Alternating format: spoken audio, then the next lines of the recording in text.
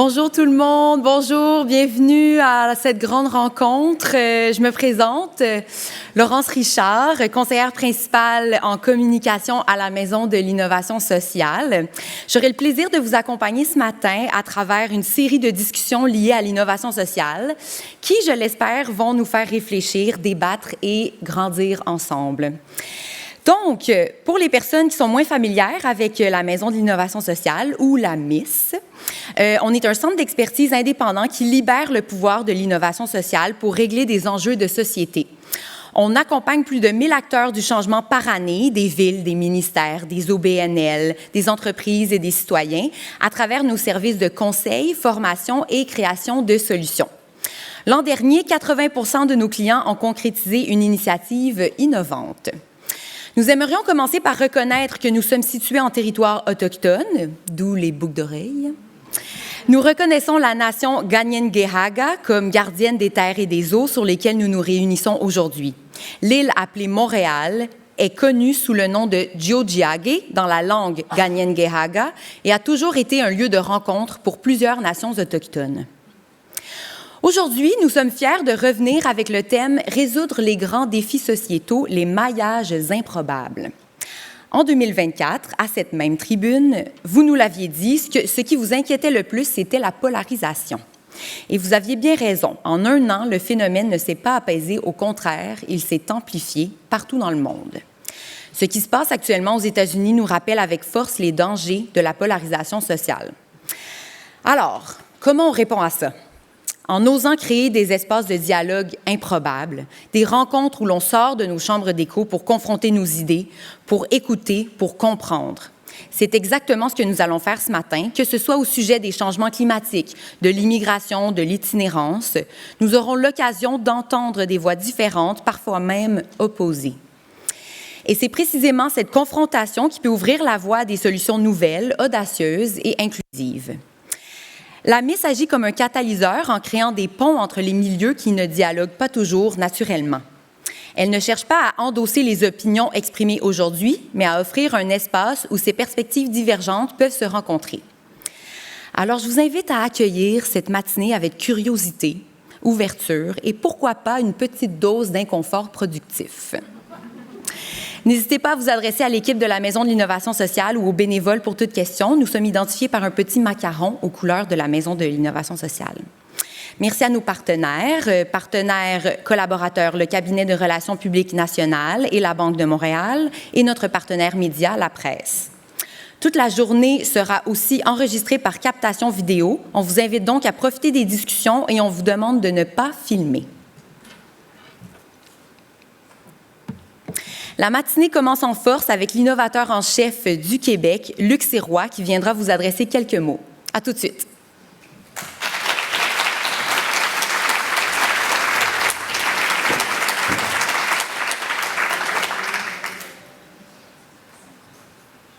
Je vais prendre celui-ci, s'il vous plaît. Vous me permettez de prendre celui-ci? Hein? Allô, allô? Hey, bonjour tout le monde. Ça me gêne tout le temps.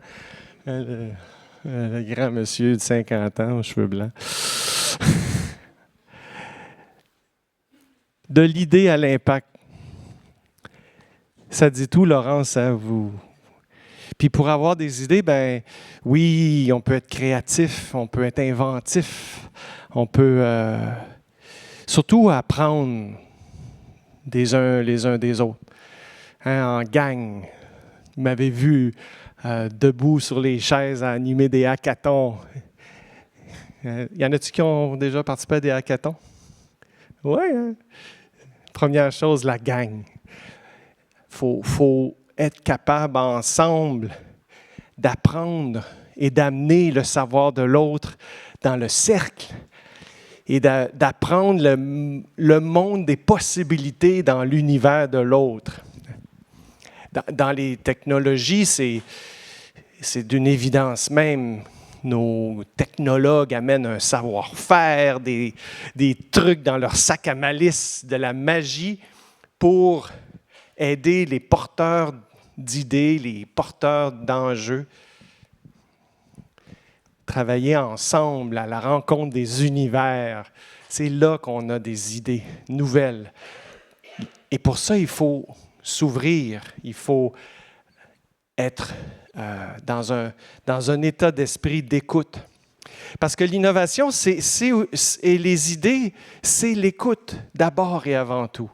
On fait beaucoup état de la joie de vivre, de l'énergie, de l'étincelle, de l'ampoule qui donne les idées, mais à la base, l'innovation, c'est l'écoute attentive, l'écoute des besoins,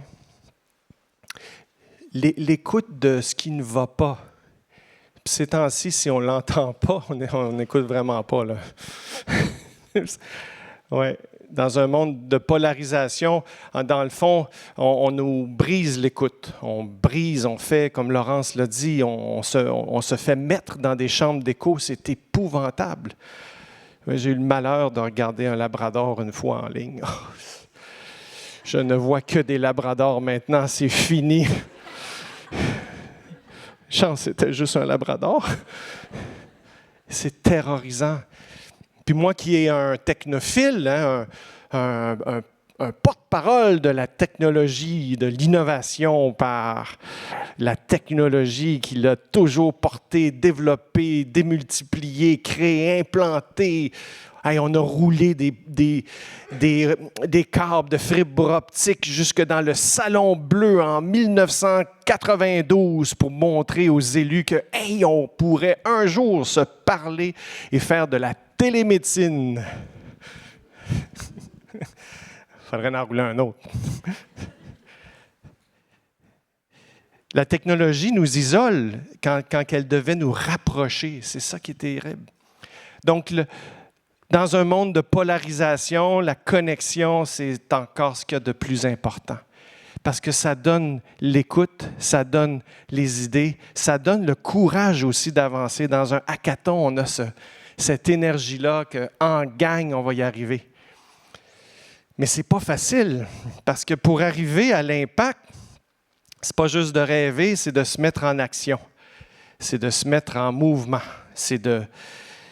Et quand j'entends Laurence en ouverture nous dire « 80% ou 84% des interventions qu'on a eues dans les municipalités, dans les collectivités, se sont transformées en initiatives qui ont eu lieu », ça, c'est la mesure de succès. Même quand on n'est pas sûr, il faut prendre action. Initiative, c'est tellement le bon mot. Il faut initier le mouvement, il faut faire le pas. On n'est pas sûr, on va faire un petit projet, on va faire un projet, on va le faire en gang, puis on va avancer, puis on va arriver toujours en gardant le cap sur le problème à régler. Parce que le problème, c'est que souvent, on tombe en amour avec l'idée. Vous l'avez entendu, celle-là. On est tellement omnibulé par notre idée qu'on se dit que c'est ça, puis on fait tout pour y arriver, mais quand on est bien accompagné, puis je salue les 10 ans de l'Esplanade, bientôt, ça sera les 10 ans plus que 10 ans, hein? 10 ans de la Maison de l'innovation sociale, qui accompagne les acteurs de changement, qui accompagne les gens. Parce qu'apprendre à innover, ce n'est pas facile, c'est complètement en dehors de la norme. Et l'innovation sociale, ça doit devenir la norme. Ça doit devenir une des façons d'être un citoyen dans la vie. L'innovation sociale, c'est la vraie innovation. On pense à l'innovation technologique, on pense à inventer des nouvelles affaires. Mais l'innovation sociale, quand on se dit qu'il faut se lever puis il faut améliorer les choses ensemble, il faut s'attaquer aux défis de société. Moi je pense à mes enfants qui me rappellent au quotidien l'importance du développement durable, l'importance de la biodiversité. L'importance de porter ce combat-là dans nos collectivités, l'importance de bien vivre ensemble. Ma grande fille qui s'occupe des animaux et qui démarre un refuge, pour elle, la cause la principale, ce n'est pas la santé humaine, c'est la santé animale. Mais vient avec ça, la santé humaine, vient avec ça, la santé de la planète. C'est ça, être un citoyen aujourd'hui. Donc, si on ne propage pas la notion d'innovation sociale, d'innovation tout court, d'être des acteurs de changement, de ne pas se laisser interpeller par un problème sans prendre action, de savoir comment, de se faire accompagner par des organisations comme la Maison sociale, comme d'autres, et pour savoir comment agir, comment se créer des espaces d'exploration, comment naviguer l'incertitude, comment pivoter, s'ajuster, trouver des ressources, aller chercher, beg, borrow and steal, on dit en anglais, hein, comme bon innovateur d'impact, on trouve tous les moyens pour y arriver. Mais d'emmener les gens avec nous, parce que ce n'est pas seul qu'on peut avancer, ce n'est pas seul qu'on peut innover. Fait que c'est ce message-là que je voudrais laisser avec vous aujourd'hui. Je suis content d'être avec vous et que vous me donniez la chance de partager mes sentiments sur l'importance d'innover en technologie, mais surtout en société, pour qu'on soit tous des innovateurs sociaux, qu'on soit tous des acteurs de changement, puis qu'on donne l'exemple à nos enfants, à ceux autour de nous, puis qu'on leur donne le goût d'innover pour bâtir l'avenir de la société. Bon rendez-vous à tous.